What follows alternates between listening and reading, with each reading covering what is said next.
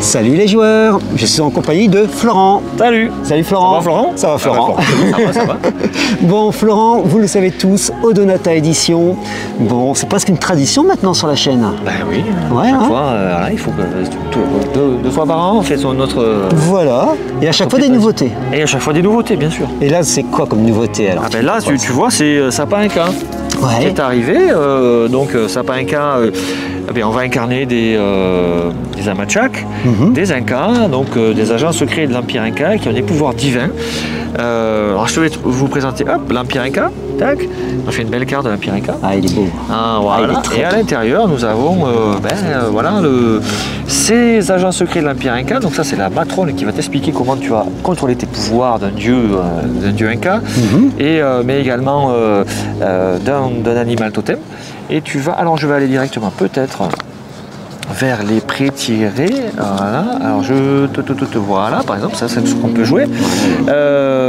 Donc c'est une courtisane, une aristocrate plutôt, qui prie Inti et qui a un animal totem d'aigle. Et tu dois donc, comme tu peux t'en douter, si on joue des Incas, les conquistadors n'ont pas réussi à conquérir l'Empire Inca. Parce qu'on a des pouvoirs, parce qu'il y a toi, il y a ton personnage. Et donc sur la carte, hop, tu as des enclaves espagnoles. Il y a eu un traité d'armistice. Oui. Et donc il y a ces enclaves espagnoles, il y a des échanges commerciaux, mais voilà, c'est tout. Et on lutte donc contre les conquistadors, qui sont assez perfides. Oui, on se doute. Voilà. Et donc on va lutter aussi contre des dieux occultes. Oui. Puisqu'il y a des dieux gentils, tu imagines que dans cet univers, il y a aussi des dieux méchants. Méchants, tout est relatif, mais des dieux occultes qui vont tenter de détruire l'Empire Inca aussi. Je vais aller peut-être au secret ou... voilà, ouais, par exemple, voilà. Voilà, c'est beau. Donc on va lutter contre des dieux occultes, mais également il y a des civilisations perdues dans l'Empire Inca, des Nazca et autres. Donc il y aura des petits secrets, Eldorado, les 7 cités cachées de l'Empire Inca, que tu vas devoir défendre avec bien sûr des secrets, des rumeurs, des esprits, parce que les esprits, les Incas vivaient avec les esprits, les Huacas. Qui le révéraient, et donc il y a les esprits des montagnes, mais il y a aussi les esprits des ancêtres qui peuvent venir te parler, tout ça. D'accord. Voilà. Et donc il y a donc ces 3 particularités de jeu, ces aventures donc dans les Andes, mais aussi dans l'Amazonie, avec tous ces mystères, ces confrontations.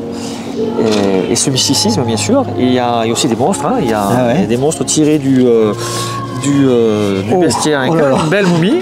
Ah là, elle est repoussante celle-là. Ah là, c'est des morts vivants, voilà. Le poil épine. Ça, c'est donc l'imaginaire Inca. On a repris des créatures, tu vois, c'est une créature peu commune, puisque ça fait partie du bestiaire Inca. Ce que j'allais dire, c'est très original, donc du coup, un jeu plus qu'original, puisqu'on a. Excuse-moi, je vais remettre un petit peu ton micro, mais on a un jeu. On a un jeu qui devient en fait plus que particulier.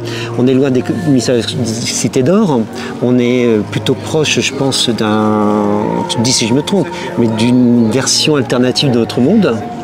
Ouais, c'est Uchronie et Terre d'Uchronie. On a donc on a un label Terre d'Uchronie qu'on développe. Où on va avoir petit label, on a commencé à le mettre comme ça, Terre d'Uchronie, Odonata, voilà. Terre d'Uchronie, c'est une gamme qu'on va mettre en place avec le premier, c'est Sapin Inca, et on va avoir des uchronies historiques où on va mettre du fantastique et on va utiliser finalement l'histoire et changer l'histoire. D'accord. Et changer l'histoire, peut-être comment on aurait aimé que l'histoire se passe aussi. D'accord. Et en tant qu'éditeur, quand tu as reçu le projet, entre autres d'Eric, l'auteur de Sapin Inca, tu l'as accueilli comment Moi, tu sais, Odonata, c'est un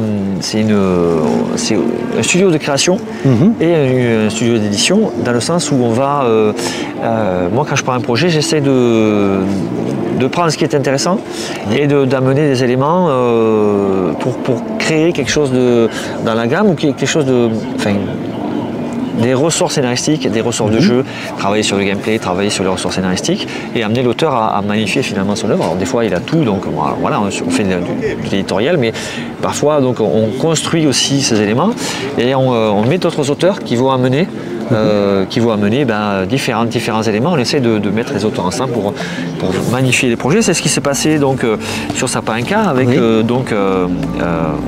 Éric Dubourg et puis Dr Lenoir et Pascal Broxol qui ont participé, ainsi que Zidiac le rôliste à cet univers. Moi aussi j'ai mis ma touche, j'ai touché l'univers, j'ai trouvé et je leur ai donné la ligne directrice de ces 3 axes majeurs qui sont les conquistadors, les dieux occultes et les civilisations perdues.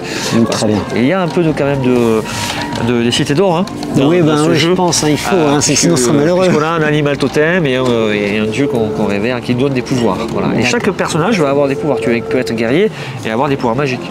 Ah oui. Tu peux être sorcier, il y a plus de pouvoirs magiques. Mais tous les personnages ont des pouvoirs en animal totem et des pouvoirs d'un dieu. D'accord. Donc vraiment un très très bel ouvrage. Voilà. Et maintenant ça y est, il est paru. Il est paru, voilà. Bon, avec donc le livre de base et puis le livre Tawantin Suyu, donc aussi grand que le livre de base, avec tout l'univers de Sapin Inca, tout l'empire Inca avec des particularités de jeu, des éléments historiques, des cartes, des personnages importants, voilà, des rumeurs, des pistes de scénario, voilà. Et un livre de scénario aussi, et un écran. Donc en fait la gamme est plus que complète là. Là on est la gamme elle est complète, tu peux jouer, il nous manque une campagne qui est en rédaction parce que tu imagines Eric et Juan sont déjà partis. On a quasiment. On essaie même de réfréner un peu, mais voilà. Donc une campagne à venir en plus pour Sapin Inca. Voilà. Mais il n'y a pas que ça, si j'ai bien compris, Florent. Non. Il te dira non.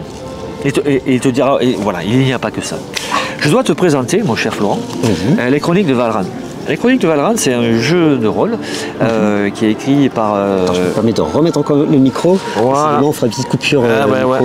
Voilà. Un jeu de rôle donc, écrit par Théo Chailloux, dans lequel tu vas incarner des Illuminati, des influenceurs d'histoire. On est à la fin du XVIIIe siècle.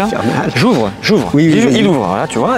Donc tu as une charte graphique avec ce côté fin XVIIIe, début XIXe, avec l'imprimerie comme elle se réalisait à l'époque, avec une typographie de cette époque-là aussi. C'est pensé. Et donc tu vas jouer dans un modern fantasy, une sorte de médiéval fantastique, mais plutôt évolué fin 18e, dans lequel tu joues des agents secrets qui travaillent dans le complot et dans le secret et dans ces éléments-là et dans l'intrigue. Mais donc tu transformes l'histoire, tu as un chroniqueur, tu vas influencer l'histoire, tu vas influencer les civilisations, les populations, et à la fin du scénario, tu vas écrire une chronique qui va être publiée. Donc tu vas modifier l'histoire en la jouant, et ensuite en l'écrivant, et tu publies des chroniques qui sont lues dans le monde connu. Voilà, et pour transformer l'histoire telle que tu vois, là, ça c'est un rapport de chronique. Voilà, donc tu prends ton journal et tu apprends que il s'est passé différentes choses dans l'Empire et tu influences, tu es un youtubeur du 18e. Excellent. Ou un Illuminati, un youtubeur tu fais de l'influence. Voilà. Et ça, c'est une sortie pour quand alors? Alors ça, c'est financement participatif en avril. Très bien, oui. Donc on a le livret découverte qu'on va présenter. Ça, c'est juste la charte graphique avec des éléments qui ont été posés. Donc on va présenter le livret découverte pour le financement participatif. Et donc on a le livre de base qui est écrit, qu'on mettra en correction. On a les illustrateurs qui sont déjà sur les rangs pour faire le livre de découverte, et puis après on a le projet, comme on fait d'habitude.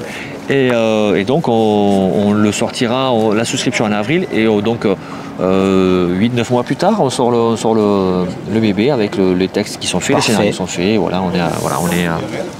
C'est un projet qui mature depuis un moment chez Odonata Édition. Parce que j'ai cru voir Troll Légende déjà. Oui, le Kakemono était déjà là. Tout à fait.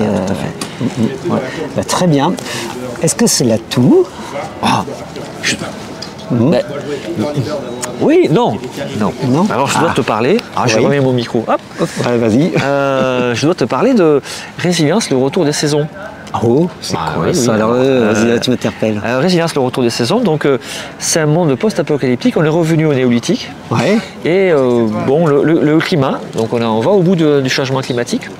Et le climat est complètement erratique. Tu vois, là, il fait beau, il fait 20 degrés à peu près. Mais dans une demi-heure, il peut faire moins 15 avec une tempête de neige.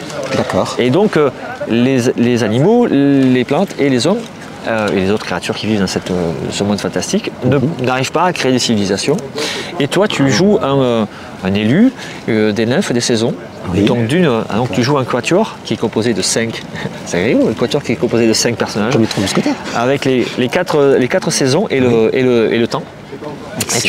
Et tu vas arriver pour recomposer les saisons à l'intérieur de civilisation. Tu vas aller lutter contre de la rupture des animaux qui ont été corrompus par une espèce de roche rose d'ailleurs, des cristaux qui vont corrompre les animaux et les lieux. Et tu vas recomposer les civilisations, replacer faire de la concorde, voilà, lutter contre des créatures. C'est un jeu très collaboratif parce que tu joues avec un plateau central. Tu tires dans ton sachet des graines que tu vas placer sur le chemin des saisons pour créer l'histoire et pour renforcer certaines saisons par rapport à d'autres dans le jeu.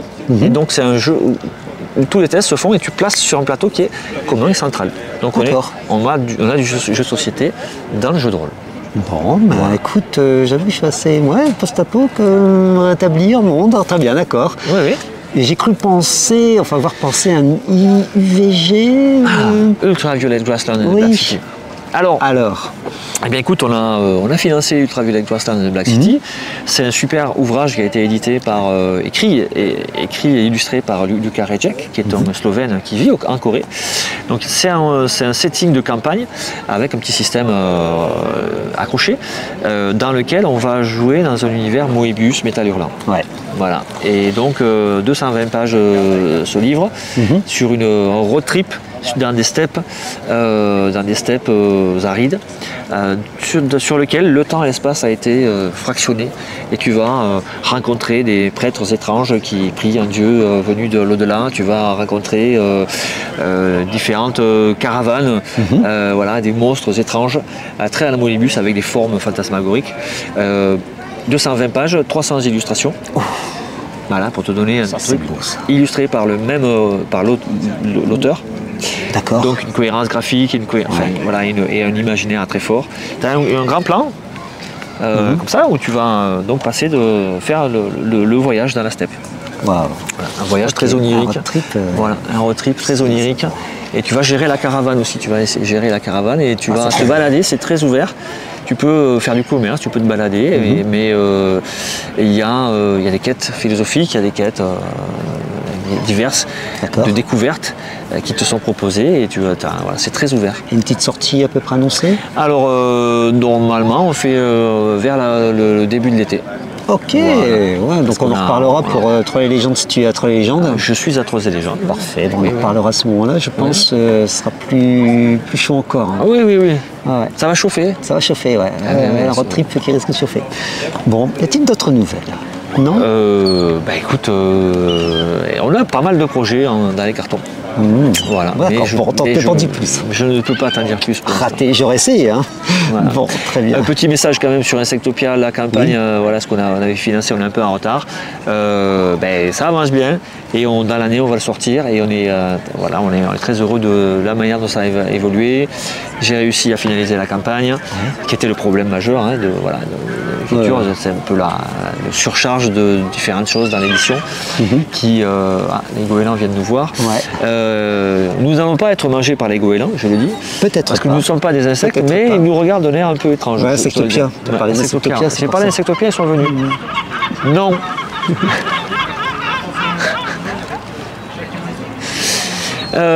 Donc voilà, on va sortir aussi la gamme Insectopia qu'on a relancée. Eh ben c'est parfait. Écoute, il ne reste plus qu'à nous dire au revoir, et puis à se revoir bientôt donc sur Trolls et Légendes.